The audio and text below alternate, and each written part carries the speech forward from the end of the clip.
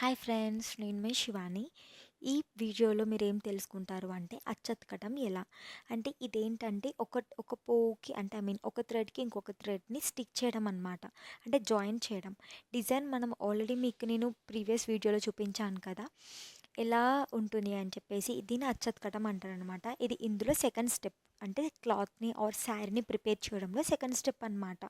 చూసారు కదా, మా డాడీ మెజర్మెంట్స్ తీసుకున్న మెజర్మెంట్స్ ఇవ్వనమాట. సో మీరు డిజైన్స్ వేరని చూడకండి.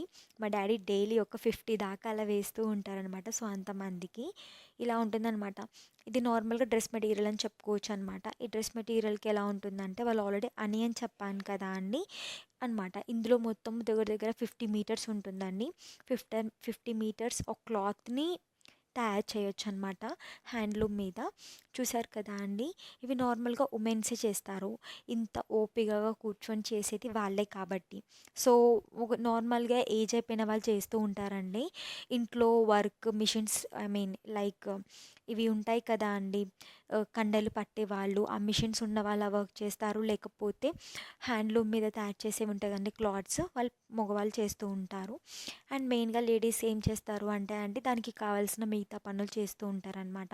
సో వాళ్ళకి కండలు అద్దించడము, ఈ అచ్చతకటము, పోగులు కట్టడము ఇలా చేస్తారనమాట. ఫస్ట్ వాళ్ళు తీసుకున్నది ఉంటుంది కదండి, దాన్ని ఒక ఒక మెజర్మెంట్ తీసుకుని దాన్ని కట్ చేసుకుంటారు. దాన్ని బూడిద అంటారండి. ఇది నార్మల్గా ఏంటంటే, మనం కోల్ని ఒక చెక్కని కాల్చినప్పుడు ఒక పొడి వస్తుంది కదా అండి, దాన్ని తీసుకుంటారు. ఎందుకంటే అది తీసుకున్నప్పుడు పొడి పొడిగా ఉంటుంది కదా, సో అందుకు ఆ థ్రెడ్ అనేది స్టిక్ అవుతుంది.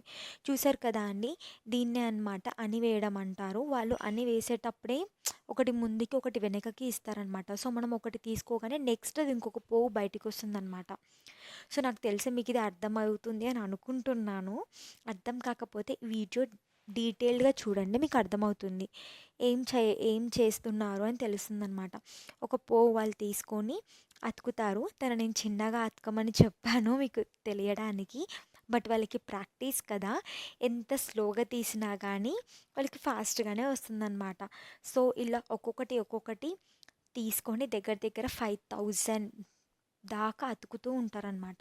సో అందుకే వాళ్ళకి 1 డే పడుతుంది. 1 డే మొత్తం ఇది చేసినందుకు 250 రూపీస్ ఛార్జ్ చేస్తారండి.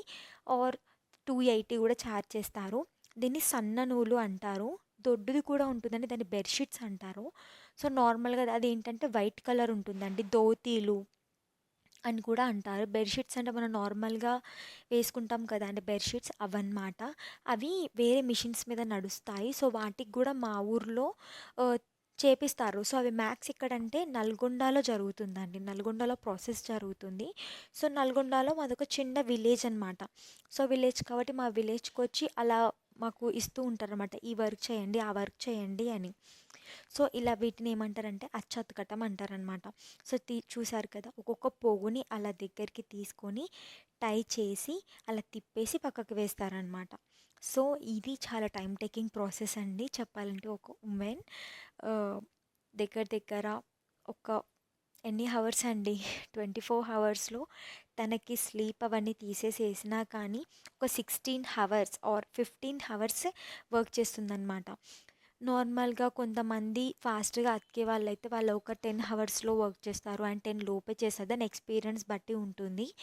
సో లేదు నాలాంటి వాళ్ళు, నాకు ఎలా చేయాలో ప్రాసెస్ తెలుసు, బట్ అంత స్పీడ్గా వర్క్ చేయలేను. సో అలాంటి వాళ్ళకి టైం ఎక్కువ పడుతుంది. కొంతమందికి 1.5 డే కూడా పడుతుంది అనమాట. కొంతమంది ఒక్కరే వర్క్ చేస్తే 2 days పడుతుంది. కొంతమంది ఏం చేస్తారంటే మనీ షేర్ చేసుకుందామని చెప్పేసి ఇద్దరు స్టార్ట్ చేస్తారనమాట. ఒకరు స్టార్ట్ చేసిన తర్వాత ఎండ్ అవుతుంటే ఇంకొకరు స్టార్ట్ చేస్తూ ఉంటారు. సో అలా అలా అలా ఫాస్ట్ అయిపోతుంది కదా, 2 people అలా వర్క్ చేస్తారనమాట. ఈ ప్రాసెస్లో చాలామంది మా ఊర్లో వర్క్ చేయడానికి ఉంటారు. ఎందుకంటే మా ఊర్లో ఉండే ఒక 250 ఫ్యామిలీస్లలో చాలామంది ఎక్కువగా ఒక 200 పీపుల్కి వచ్చే ఉంటుంది. ఎందుకంటే వాళ్ళు నార్మల్గా హౌస్ వైఫ్స్ కాబట్టి ఈ వర్క్ చేయడానికి వాళ్ళు ఇష్టపడతారనమాట. సో మా నాయనమ్మ అనమాట వర్క్ చేస్తుంది మా ఇంటి పక్కన. సో తనకి కంటి చూపు బాగా పనిచేస్తుంది ఇప్పటికీ. నాకు తెలిసి తను ఒక 80 years ఓల్డ్. తన కంటి చూపు నాకంటే బాగా వర్క్ చేస్తుంది. అండ్ ఆ ఫాస్ట్నెస్ కూడా మీకు తెలుస్తుంది. చూసారు కదా తను ఎంత ఫాస్ట్గా వర్క్ చేస్తుందో. మనం చూస్తూ ఉండగానే ఎన్ని అతికేసిందో చూడండి. మీకు నేను ఈ కెమెరా మీకు చూపిస్తున్నానండి. చూసారు కదా! మధ్యలో ఏదైనా ఖరాబ్ అయితే కూడా ఆమె తీసి మళ్ళీ అతుకుతుందనమాట. అంటే ఐ మీన్ దాన్ని స్టిక్ చేస్తుంది. చూసారా? ఎంత బాగా అతికిందో చూసారు కదా అండి. ఒక్కొక్క పోగు కూడా మీకు తీసి చూపిస్తాను నేను. చూస్తూ ఉంటే మీకు అర్థమైపోతుంది అనుకుంటాను. ఇంత హార్డ్ వర్కింగ్ ప్రాసెస్ అనమాట ఇది. ఒక్కళ్ళు కాదండి వర్క్ చేసేది.